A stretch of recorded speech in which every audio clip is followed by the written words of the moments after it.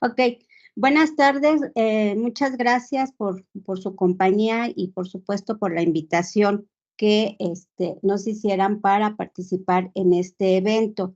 En esta ocasión, pues quisiera platicarles de un proyecto que estamos realizando que tiene diferentes fases.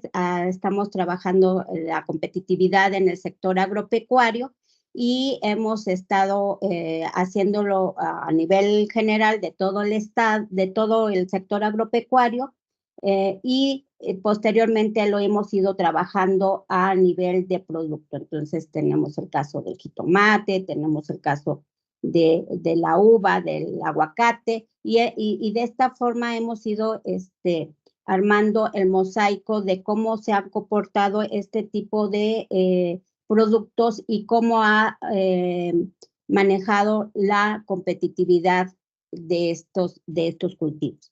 Y en esta ocasión nos hemos dado a la tarea de trabajar el caso del maíz. Una servidora, Laurelena del Moral Barrera, profesora de la Facultad de Economía, y el maestro Jaime Alberto Rangel Bernal.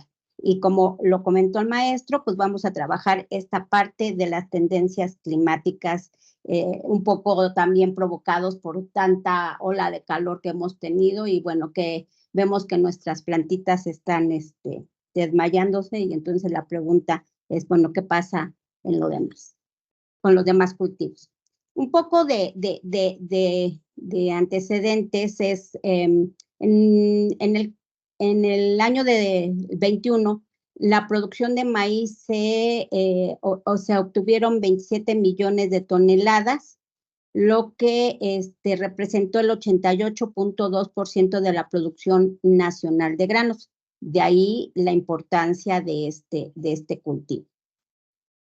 También otra de las cosas bien importantes es que su producción se extiende a los 32 estados del país, unos más, unos menos, pero todos producen ya sea de temporal o de riego. Los principales estados productores son Sinaloa, Jalisco, Estado de México, Guanajuato y Michoacán. Y bueno, bajo esta perspectiva, nosotros nos preguntamos si existe algún tipo de relación entre el comportamiento de la producción de maíz y la temperatura y la precipitación pluvial. Y para ello se planteó como objetivo estudiar las tendencias climáticas y su relación en la producción de maíz en las principales regiones productoras que la cultivan, utilizando el índice de Moran para determinar la autocorrelación espacial, que para nosotros es importante para ver cómo se localiza y cómo se distribuye este cultivo tan importante para nuestro país y para nuestros campesinos. Bajo ese contexto, vamos a plantear rápidamente unos antecedentes, las condiciones climatológicas en México y después entraremos ya básicamente al índice de Moran y las conclusiones. Bueno, entonces, haciendo un análisis exploratorio de los datos, hicimos un ejercicio de acumular la producción de maíz del 2002 al 2022 y graficarlo por estado para ver cuál ha sido la tendencia general. Y bueno, encontramos cosas interesantes porque, como ustedes pueden ver en la gráfica, el líder en la producción de maíz es Sinaloa, seguido de Jalisco, después el Estado de México, Michoacán, Guanajuato, Chiapas, Guerrero, Veracruz, Chihuahua, que son los 10 estados principales en la producción de maíz. Solamente ellos concentran el 79.9% de la producción de México. Y otro aspecto importante es contrastarlo con la superficie sembrada tanto en riego como temporal. Y entonces también podemos destacar algunos elementos interesantes porque Sinaloa pues es líder en superficie sembrada, pero de riego. También el Estado de México tiene una producción alta en riego, destaca Guerrero, Michoacán y Chihuahua. Después vemos que para el caso de temporal, los estados que lideran esta en superficie sembrada es Colima, Jalisco, Veracruz, Oaxaca, Puebla, y también México tiene una participación importante. Y bueno, a nivel de rendimientos, porque aquí es otro tema muy importante y ahí es donde entra mucho el clima, es el rendimiento. Y entonces, pues vemos que los estados que tienen mayor rendimiento, pues también son los estados que tienen una mayor producción. Y que también son estados que producen a nivel de riego. Y bueno, en términos de temporal, pues tenemos que Jalisco es el que sobresale, Morelos en el 2002, pero después cae, y Nayarit, Colima, México, que también tiene un cambio importante porque de ser el que es 2, 4, quinto lugar, después pasa al tercer lugar en el rendimiento. Ok. Y entonces, si esto lo vemos en las tendencias que se está viendo en cuanto a la tasa de crecimiento, pues vemos que hay una tasa de crecimiento muy inestable, teniendo picos muy importantes, o sea, caídas muy importantes en la producción de maíz en el 2005, en el 2009 y en especial el 2011. Y si lo vemos ya a nivel de la producción, 2011 es un periodo atípico porque se presentó una fuerte sequía como la que estamos viviendo actualmente. Entonces, esto es importante porque aquí es donde hemos observado la mayor disminución de producción de maíz a nivel nacional. Entonces, las tendencias, si se fijan, es en la tasa de crecimiento ha sido hacia la baja, muy discretamente, pero ha tenido una pequeña disminución a lo largo del tiempo. Si lo vemos a nivel de la producción por este tipo de siembra, en este caso de riego y temporal, pues vemos que la tendencia es hacia ir incrementando, pero con grandes caídas, ¿no? Y bueno, en el último año, que seguramente ustedes han escuchado que se disminuyó la producción de maíz y que si la oferta iba a ser suficiente y que si no teníamos que exportar y todo este tema que vino a la mesa en días pasados.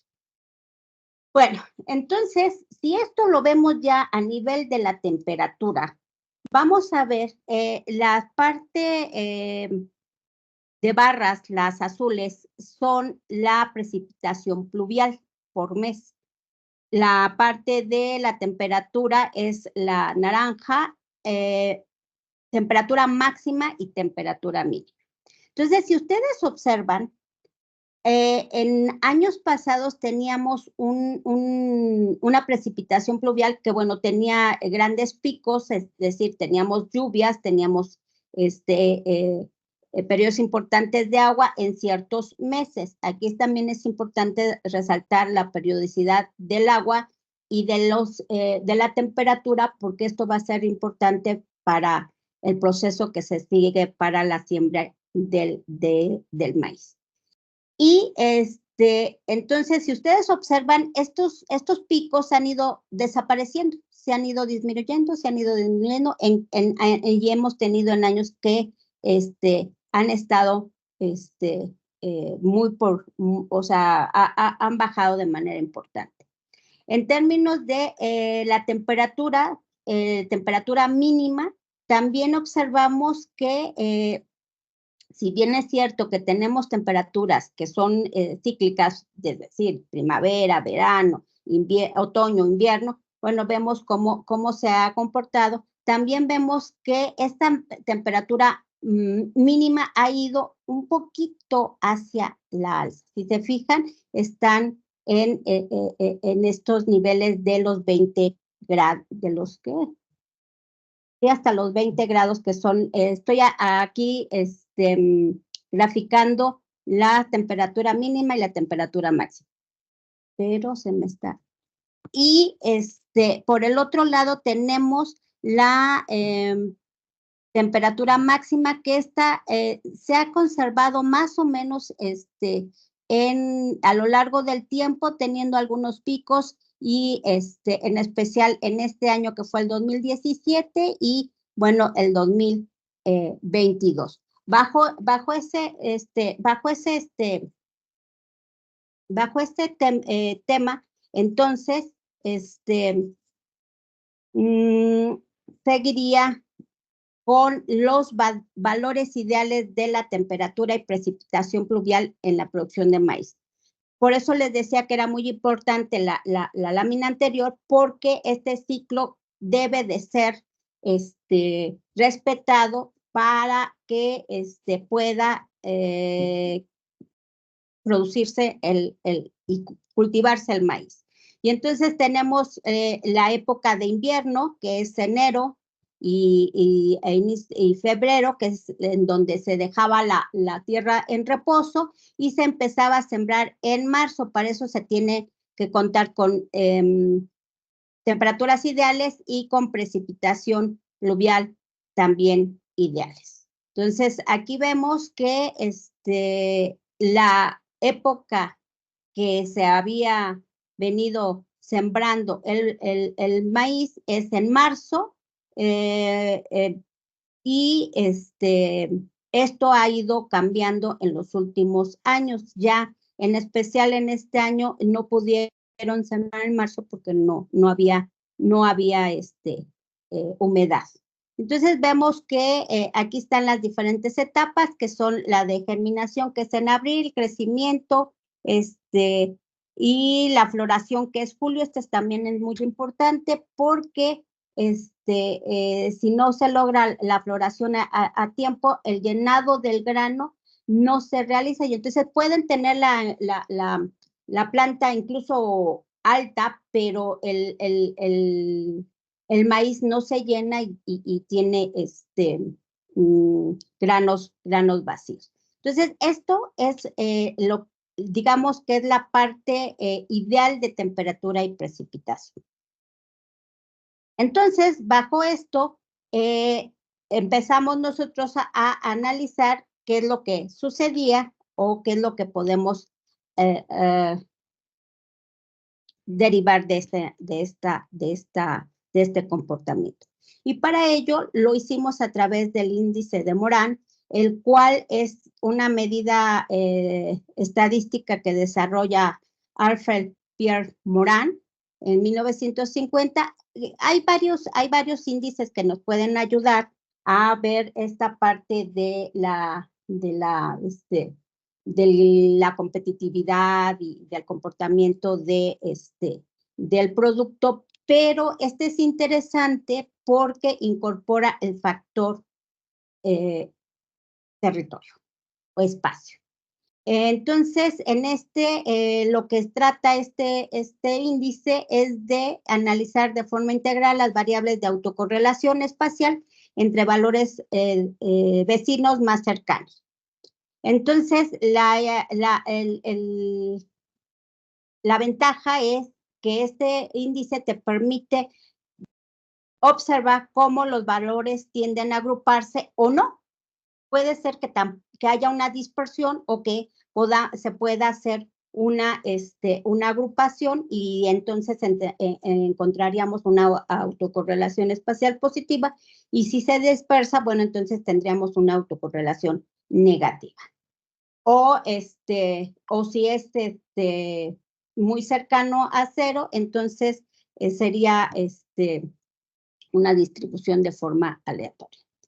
Y entonces, aquí tenemos el índice de Moran, que es una medida de análisis general de autocorrelación, en donde se trabaja con las desviaciones cruzadas y se incorpora la variable espacio, y se hace a través de una matriz de pesos espaciales que nos está señalando el tipo de contigüidad, y esto lo hicimos a través de la matriz reina.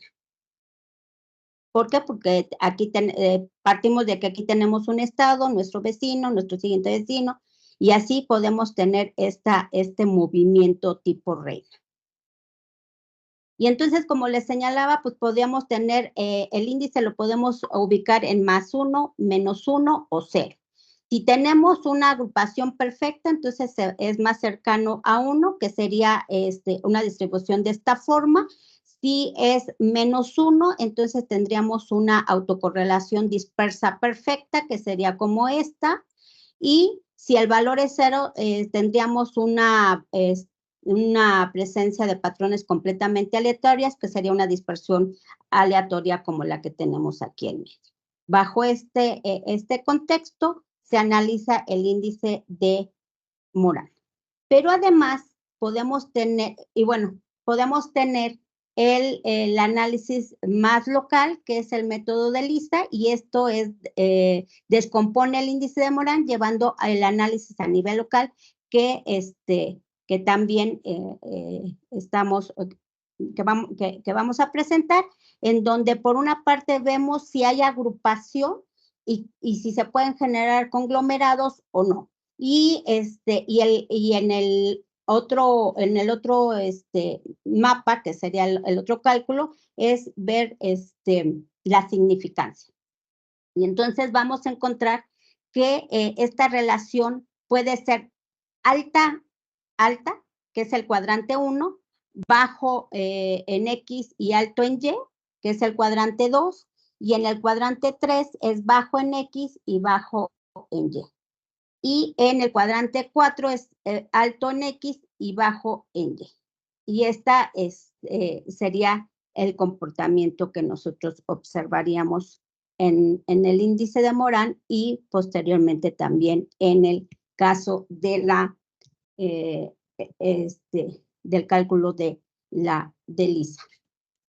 Y entonces hicimos un corte transversal de 2004 y 2022, y vemos aquí, empezamos a ver ya los resultados.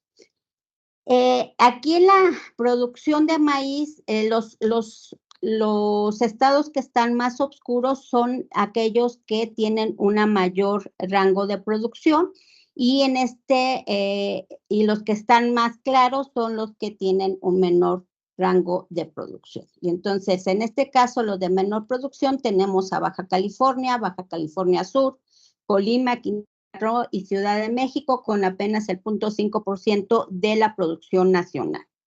En el caso de los de mayor producción, en el 2004 tenemos a Jalisco, Guanajuato, México, Chiapas y Sinaloa, con el 55.5% de la producción en este solo año.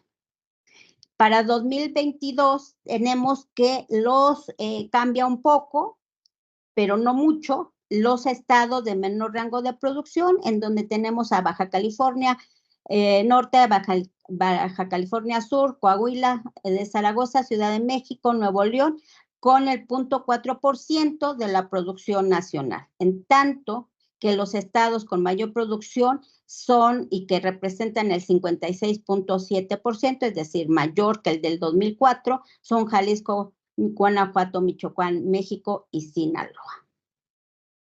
Y bueno, aquí ya calculamos el índice de Moran para la producción de maíz, y sorpresa, nos encontramos que el índice nos sale negativo. En el caso de un valor positivo del índice de Moran, indica una tendencia hacia la formación de clúster, en tanto que un valor negativo del índice de Moran indica una tendencia hacia la dispersión, como ya lo habíamos comentado. Entonces, bajo escenario, la autocorrelación negativa que se nos está presentando significa que hay una distribución de manera discontinua en el territorio, lo que muestra que no hay agrupaciones o segregación. 5 Esto minutos le significa queda, que maestra. Ok, que los estados no, de alto nivel de producción de maíz son vecinos de estados con bajos niveles de producción de maíz. Y entonces aquí, pues lo que presenta, lo que significa es que hay poca posibilidad de agrupamiento. Y aquí lo vemos en la prueba de Lisa, ya un análisis local. ¿Cómo se puede observar? Pues no hay agrupamientos, no hay clúster, son solamente estados muy, muy específicos, tanto para el 2004 como para el 2022. Y en el caso de la precipitación pluvial es diferente. Aquí la precipitación pluvial sí nos sale con un índice, no voy a comentar ya los estados porque me como el tiempo, pero sí quiero platicarlos del índice de Morán, que sí nos sale positivo. Entonces, esta significa que la precipitación pluvial sí permite tener una autocorrelación positiva y por lo tanto puede favorecer el agrupamiento. De tal manera que aquí sí ya podemos ver algún tipo de agrupamiento, tanto para valores altos como bajos.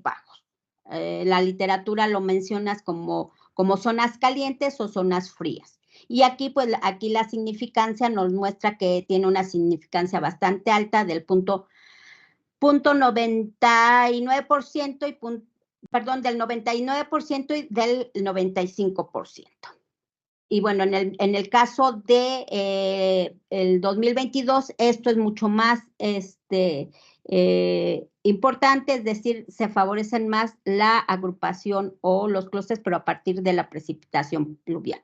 Para el caso de la temperatura, tenemos una situación más o menos similar que la de la precipitación pluvial. También tenemos un índice de Morán positivo y por lo tanto tenemos una autocorrelación positiva. Y también aquí lo podemos ver, desde el 2004 se empiezan a generar agrupaciones de estados y bueno, aquí en el 2022 esto empieza a disminuir por la falta de agua. Y bueno, ya para finalizar, lo que podemos decir es de que el maíz es el producto o el cultivo más importante dentro de los granos. La producción de maíz también se ve reflejada en la superficie sembrada, especialmente en la producción de riesgo. Los estados que más se sobresalen, en especial bajo el sistema de riego, es Sinaloa, y en solo Jalisco sobresalen la superficie sembrada. Y bueno, el otro aspecto importante que quisiera señalar es de que la precipitación pluvial es la que marca más el comportamiento o se relaciona más con el comportamiento de la producción que la temperatura media y la temperatura alta. Aguanta más la temperatura alta si hay humedad. Las temperaturas bajas son más complicadas, pero otra vez si hay humedad, el cultivo tiene más posibilidades de éxito. Y entonces, en este sentido, pues, termino el comentario diciendo que esta es un trabajo que va a tener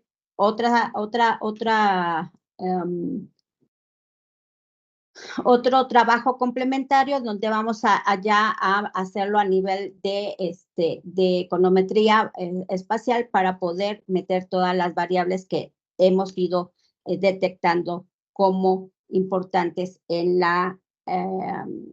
y que influyen en la producción de maíz en México. Por mi parte sería todo. Muchas gracias. Muchas gracias, maestra. Muchas gracias.